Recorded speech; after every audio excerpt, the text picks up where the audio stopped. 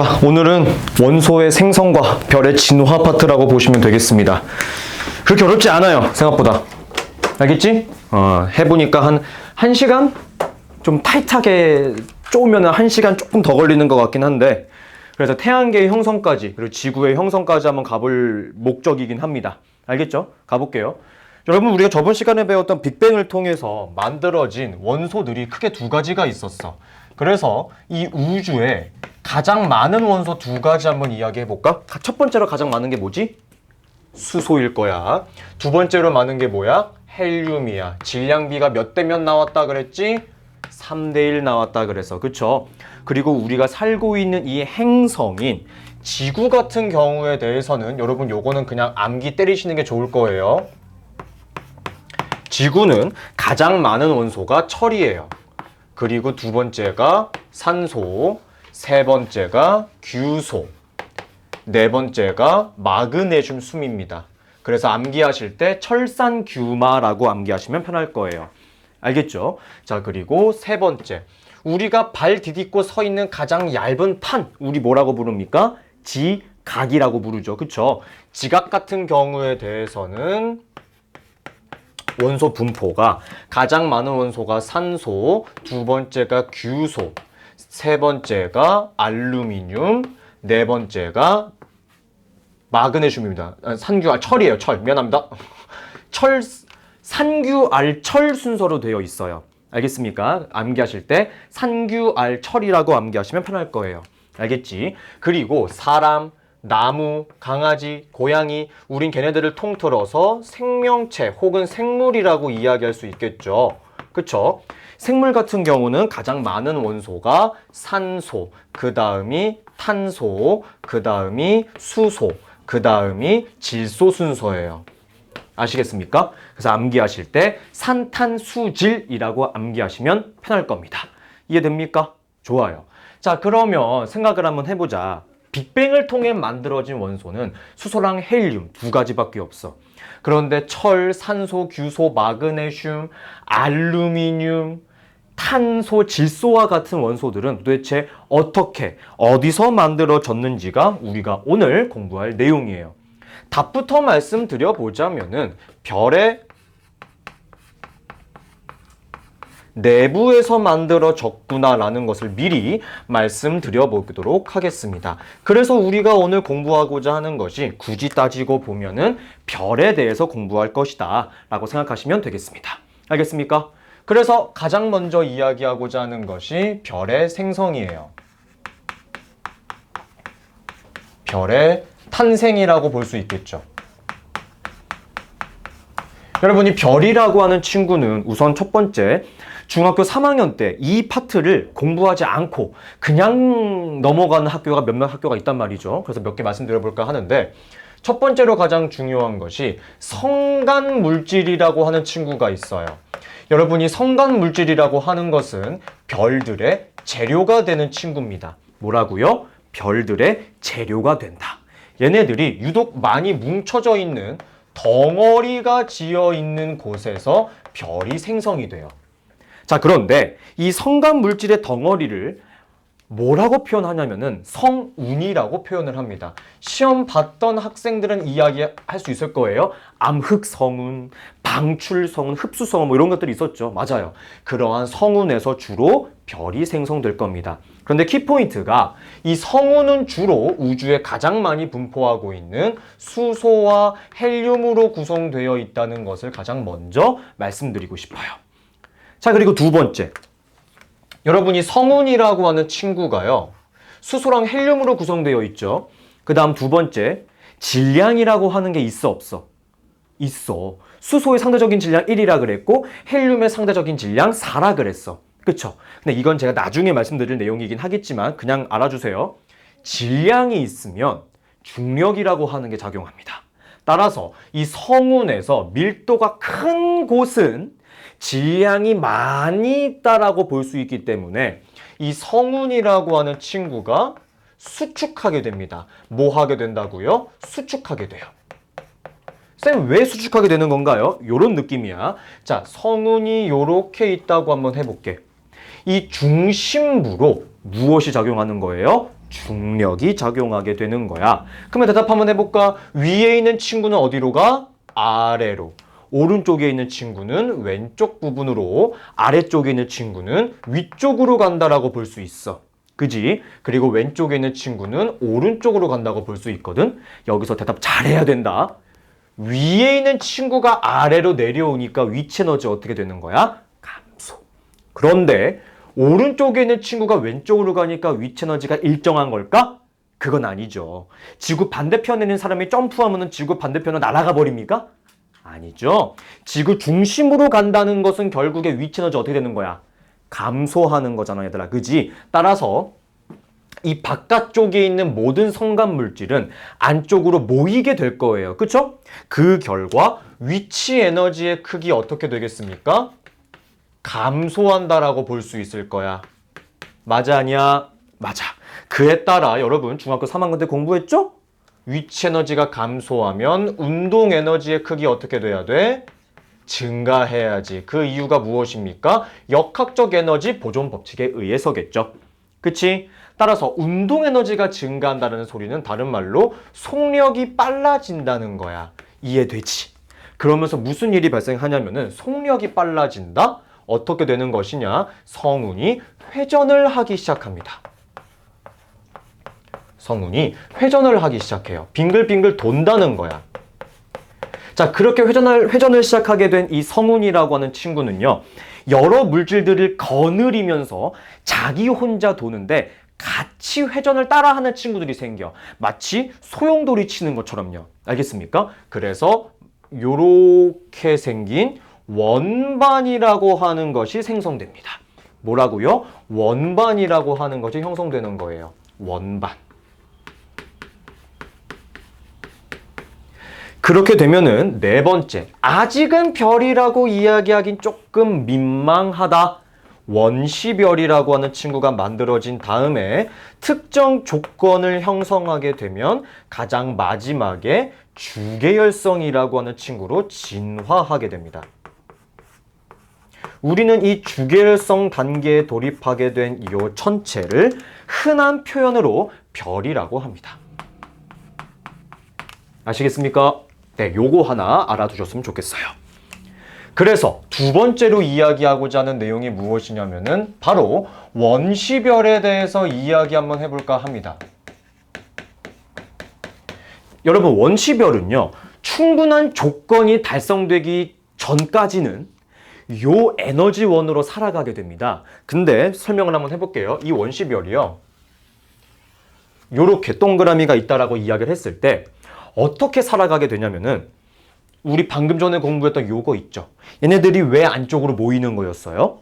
중력이라고 하는 친구가 작용하기 때문이라 그랬죠. 이 원시별이라고 하는 친구도 중력이 작용해요. 안쪽으로 가장 중심부, 별의 내부 쪽으로 물질들이 아래쪽으로 계속 이동하려고 합니다. 수축하고 있는 거겠죠? 그쵸? 왜 이런 일이 발생하는 것이겠습니까? 첫 번째, 밀도가 크다는 장소, 즉 내부는 밀도가 큽니다. 요거는 다른 표현으로 그만큼 질량도 크다라고 표현할 수 있어요. 질량이 커지면 제가 방금 지나가는 말로 쓱 이야기했죠. 중력이라고 하는 친구도 클까요? 작을까요? 커져요. 그러니까 안쪽으로 모이게 되겠지. 따라서 여러분, 이 별이 살아가게 되는 이 에너지원이라고 하는 것이 어떻게 표현할 수 있냐면은 대답 한번 해볼까? 왜 안쪽으로 모이는 거예요? 어떤 힘 때문에? 중력. 맞아요. 따라서 에너지원이 중력에 의해서 안쪽으로 쪼그라들려고 하는 힘, 수축하는 에너지라고 합니다. 요것으로 살아가고 있어요. 그럼 질문해 볼게요. 수축한다는 소리는 부피가 작아지는 거지. 그러니까 원시별 단계일 때는 별의 부피가 점점 어떻게 될까? 작아진다라고 볼 수 있겠죠. 여러분 미안합니다. 여기서 말하는 V는 velocity, 속력을 이야기하는 것이고 여기서의 V는 볼륨을 이야기하는 거예요. 부피를 이야기하는 것이다. 점점 쪼그라들게 될 겁니다. 이해되나요? 그쵸? 자, 이렇게 된 다음에 특정 조건을 달성하게 된 저 원시별은 바로 다음 단계인 주계열성이라고 하는 단계로 넘어가게 됩니다. 알겠습니까? 세 번째, 주계열성이야.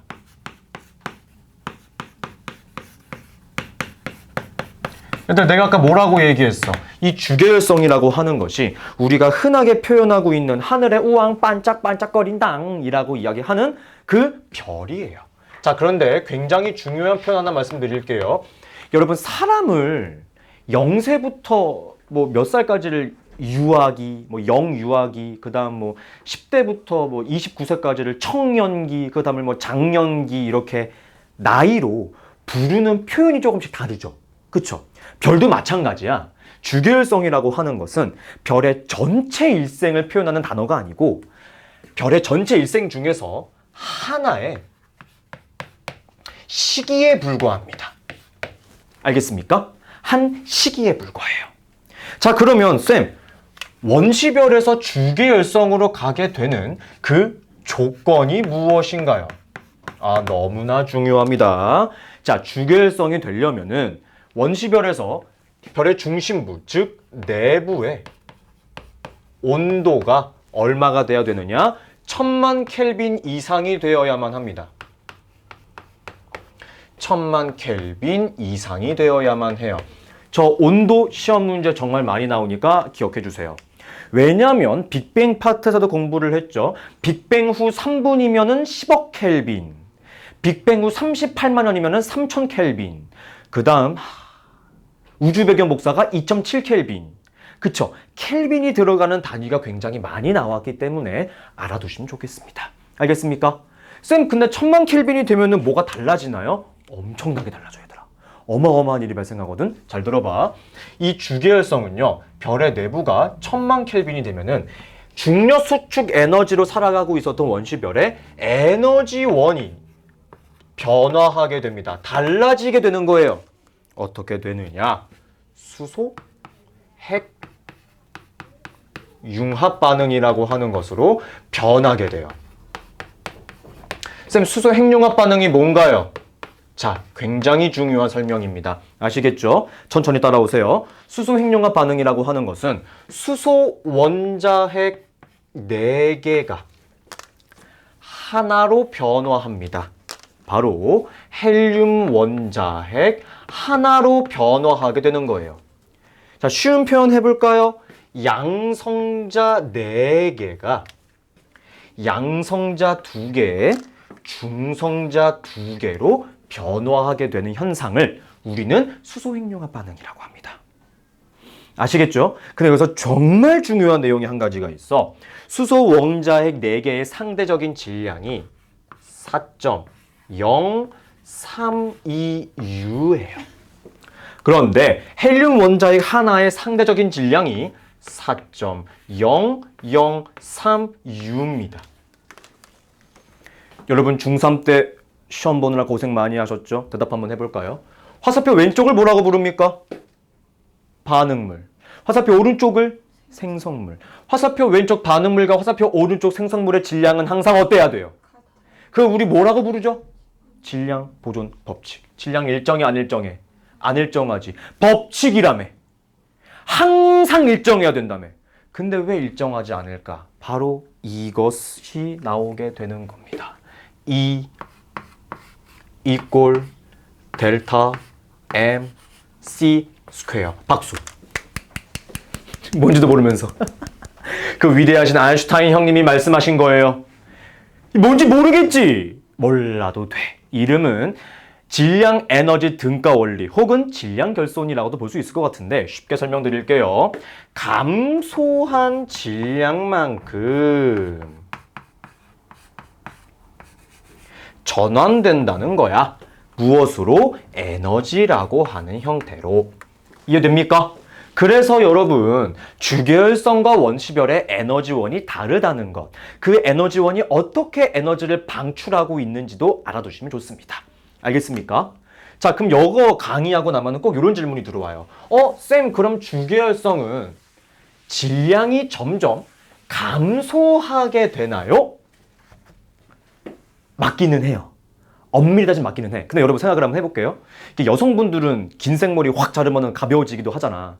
생각을 해봐. 나 오늘부터 다이어트 해야 돼. 그래서 다음 날이 되었어. 몸무게 빠졌나? 별로 안 빠졌네. 머리카락 빠졌나? 의미가 있는 행동이니 이거? 의미 없죠. 마찬가지야. 그러니까 드라마틱한 차이가 있을 거다 없을 거다? 없다. 그러니까 질량은 그냥 일정하다라고 보는 것이 조금 더 이쁠 겁니다. 알겠습니까?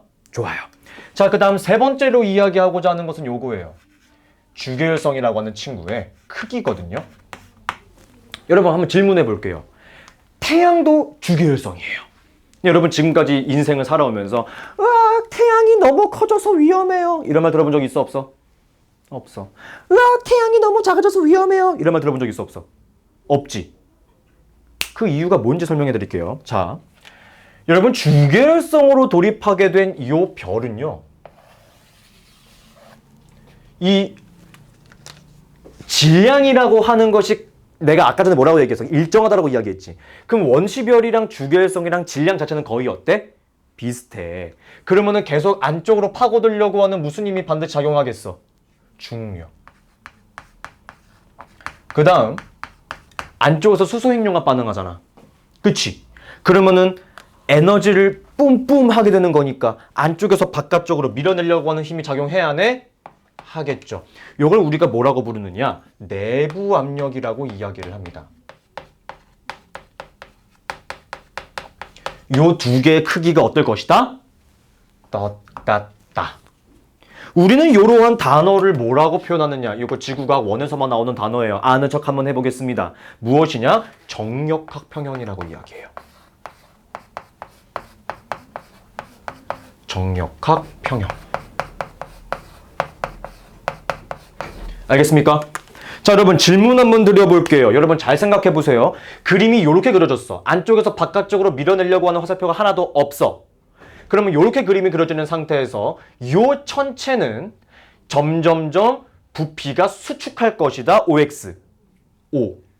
이 친구는 질량이 점점 감소할 것이다. 이렇게 얘기하면 안 되겠구나. 이 친구는 중력 수축 에너지로 살아갈 것이다. OX. O. 그쵸? 요렇게 안쪽으로 파고들려고 하는 화살표랑 안쪽에서 바깥쪽으로 밀어내려고 하는 화살표가 동시에 표시되어 있는 천체가 하나 있습니다. 요렇게 그림이 그려져 있을 때 이 친구는 수소 핵융합 반응으로 살아갈 것이다. OX. O.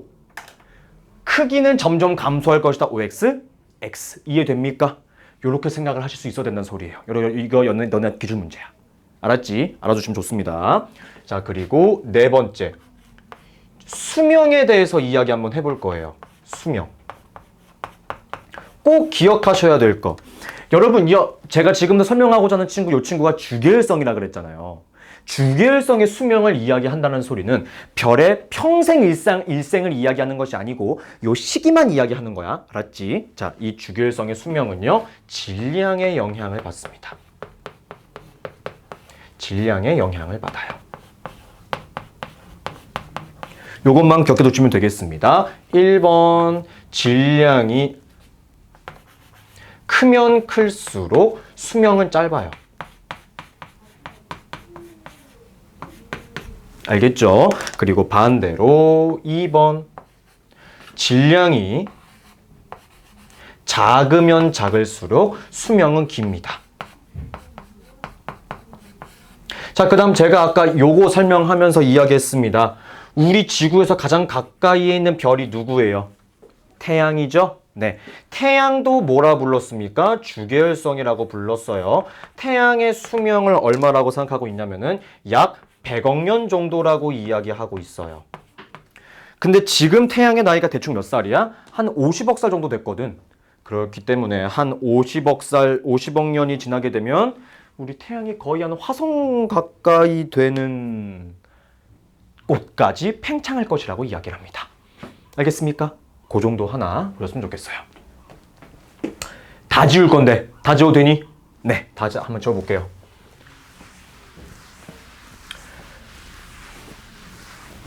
제가 지금 지나가면서 툭툭 던졌던 문구들, 그리고 시험 문제에서 나올 수 있을 만한 내용들은 웬만해선 다 암기를 하시고 기억하고 계시는 게 좋지 않을까라고 생각을 합니다. 아시겠죠? 자, 그 다음 다시 1번으로 강의해 볼까 합니다. 무엇이냐면은 질량이 태양 정도 되는 친구야. 태양 정도의 질량을 가진 친구예요. 알겠죠? 자, 태양 정도의 질량을 가진 별은요, 당연히 첫 시작은 주계열성부터 시작을 할 거예요. 주계열성으로 시작을 하게 될 것이고, 그 다음이 뭐가 되냐면은 붉은색으로 이루어진 거대한 별, 적색 거성의 형태로 넘어가게 되고요. 그 다음은 단어가 조금 길어요. 행성상, 성운이라고 하는 형태로 진화하게 됩니다. 그리고 제일 마지막에 백색 외성으로 간다는 거 하나 알아두셨으면 좋겠습니다.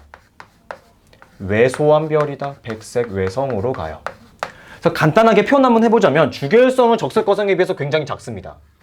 그리고 적색 거성, 거가 거대하다. 그러니까 거대해져요.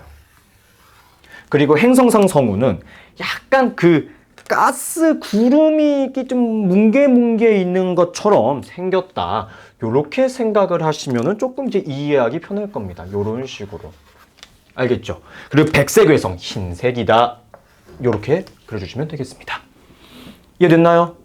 자, 그 다음.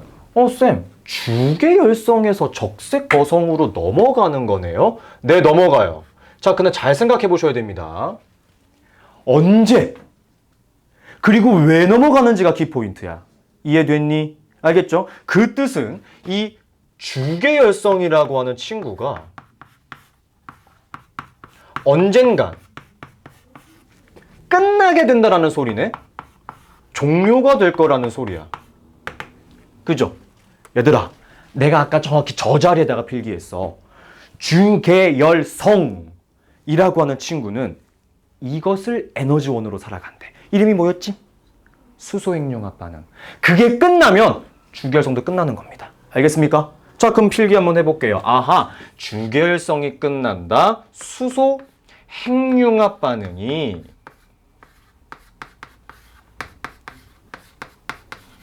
종료될 때 주계열성도 끝나는구나 라고 보시면 되겠습니다. 그럼 질문 이렇게 던져볼게요. 왜 끝날까? 왜 끝날까? 원료가 부족하니까. 원료가 뭔데요? 수소. 그렇지. 야, 생각 잘해봐. 수소 핵융합 반응이 종료된다는 말은 1번 별의 내부에 수소가 모두 고갈되어도 수소 핵융합 반응이 종료될 거야. 맞아, 아니야? 그치? 자, 생각 이렇게 한번 해봅시다. 수소 핵융합 반응으로 뭐가 만들어졌어요? 헬륨. 즉 요렇게도 설명 가능하겠죠. 별의 내부가 하나도 빠짐없이 모두 헬륨으로 전환되어도 더 이상 수소 핵융합 반응을 할 수 없을 거야. 이해되니 이해 안 되니? 그지 얘들아? 요거 너네하고 기출이거든? 수소 핵융합 반응이 종료된다. 내부 수소가 고갈된다. 내부가 모두 헬륨으로 전환된다. 요거 전부 다 똑같은 말이에요. 그런데 표현 방법의 차이점으로 인해서 여러분들이 헷갈릴 수 있다 없다? 난 있다라고 생각을 합니다. 아시겠죠? 똑같은 문구이지만 충분히 헷갈릴 수 있다는 거예요. 알겠습니까? 그쵸? 자, 얘들아, 그림 한번 그려볼게. 아까 있잖아. 주계열성은 안쪽으로 파고들려고 하는 이 힘이 있어. 무슨 힘? 중력. 수소 핵융합 반응으로 밀어내는 힘 네 글자 뭐라 그랬지? 내부 압력. 근데 주계열성이 끝나면은 수소 핵융합 반응 종료되겠네. 그치? 그러면은 안쪽으로 당기려고 하는 중력과 밀어내려고 하는 내부 압력 중에서 하나가 어떻게 됩니까? 사라지겠죠. 누가 사라져요? 내부 압력이 사라져요. 그럼 별이 어떻게 되겠어? 쪼그라들어 수축하겠지.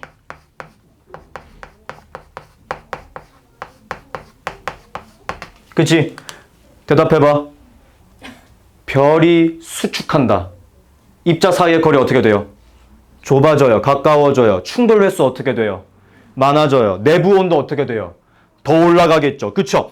그래서 무슨 일이 발생하느냐? 세 번째. 내부의 온도가 너무나 높아지게 된 이 천체는요. 이 중심부가 전부 다 뭐로 바뀐 상태야? 헬륨으로 바뀐 상태겠지. 여기에 온도가 무려 1억 켈빈까지 올라가게 되면 무슨 일이 발생하느냐? 헬륨들끼리 핵융합 반응을 하게 돼요.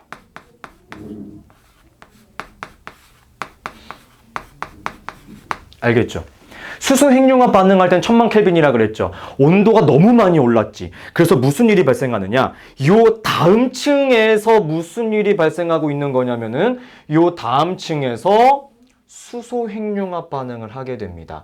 그래서 여러분 별이 팽창하게 되는 거예요.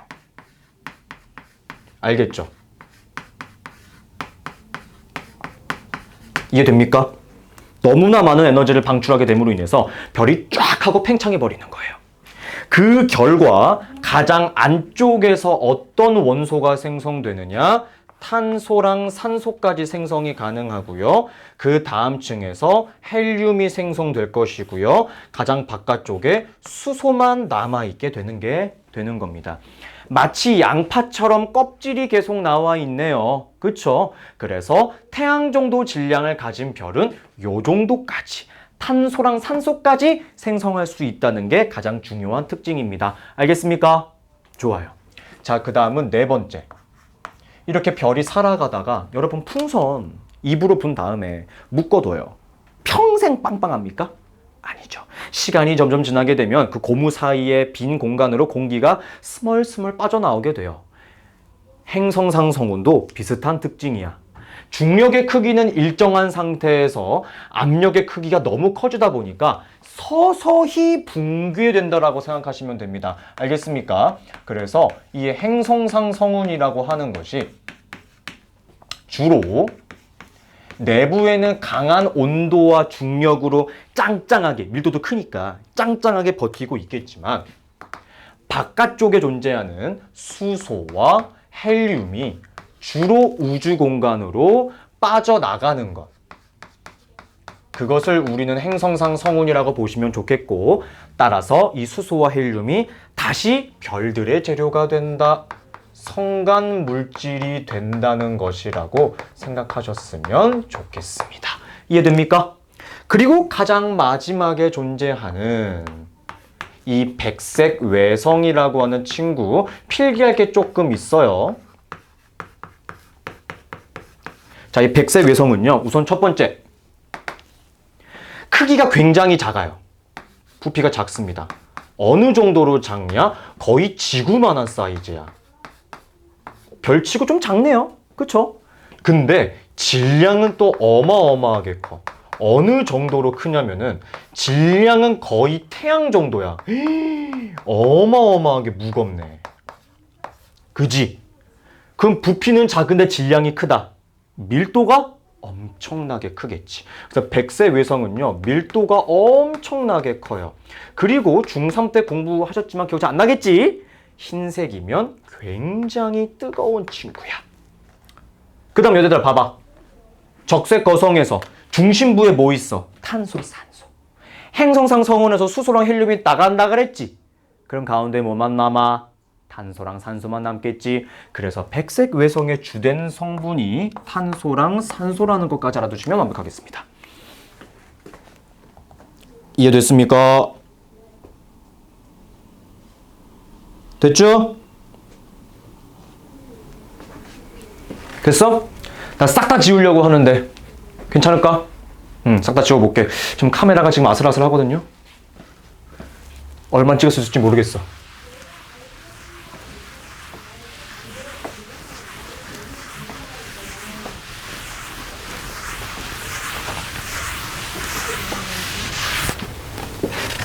두 번째는 태양보다 10배 이상 무거운 별들이에요. 아시겠죠? 따라오세요. 두 번째. 태양의 10배 이상.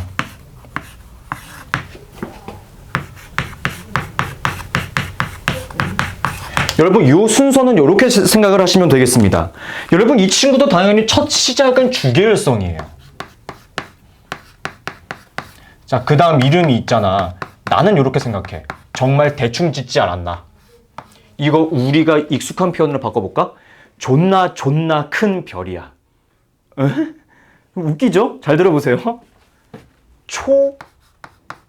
초거성이야. 존나게. 거대한. 별성. 존나 큰 별. 그죠? 맞아요. 자, 그 다음이 중요합니다. 초신성 폭발을 하게 돼. 근데 잘 들어봐, 얘들아.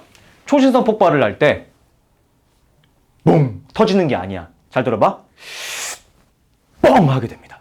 무슨 소리냐? 할 때 주변에 있는 여러 물질들을 같이 빨아들인 다음에 뻥 터져요.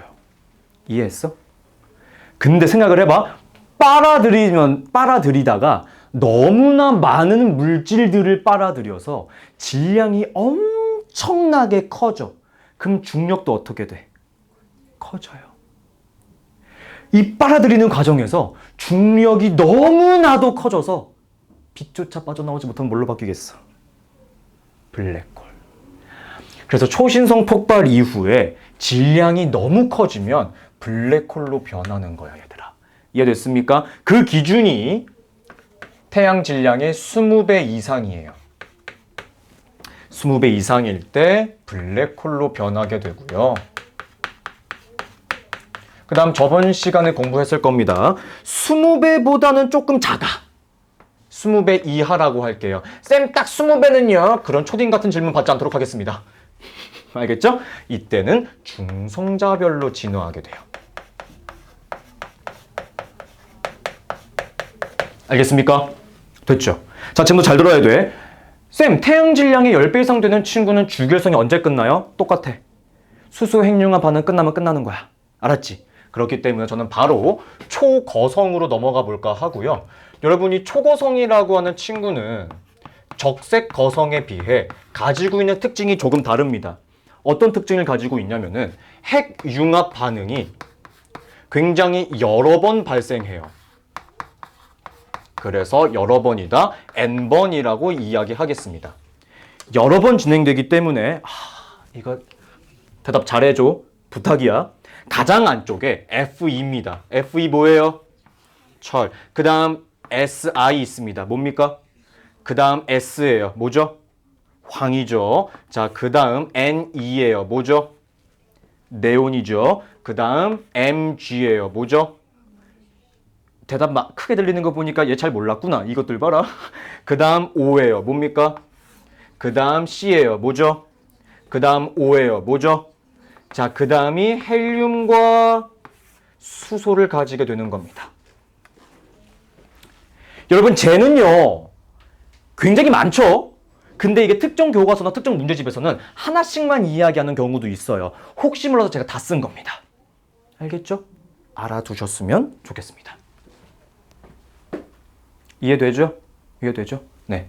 그래서 여러분, 이 초고성 파트에서 가장 중요한 거, 뭐까지 생성이 가능한 거야? 철까지 생성이 가능한 거예요. 아하, 초거성에서 가장 중요한 문구, 철까지 생성되는구나. 근데 여러분 곰곰이 생각을 해봐요. 점점 가면 갈수록 무거워지고 있는 거거든요. 상대적인 질량이. 근데 여러분 우리 지구에 철보다 무거운 원소가 있어요? 없어요? 많아요. 금, 은, 플루토늄, 우라늄. 철의 몇 배가 무거운 원소들이 많이 들어있어요. 알겠죠? 근데 더 이상 원소 생성이 안 됐잖아. 그치? 뭔가 이상하지 않아? 그래서 어디로 가느냐? 두 번째 초신성으로 갑니다. 바로 이 초신성 폭발이라고 하는 것이 일어날 때 이렇게 필기해 두시면 좋겠네요. 철보다 무거운 원소가 생성됩니다.